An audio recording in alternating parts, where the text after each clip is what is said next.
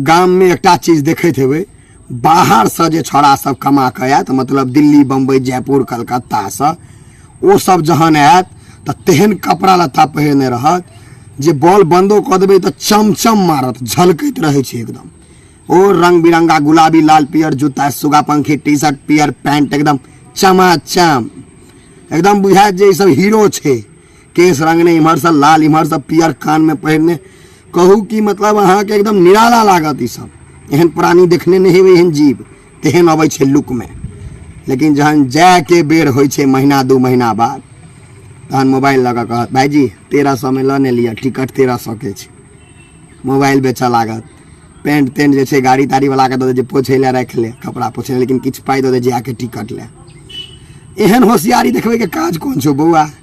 अबै छै तऽ सलमान खान जे बनल घुरै छै से नहीं बन, कनी पाई राख बचा के।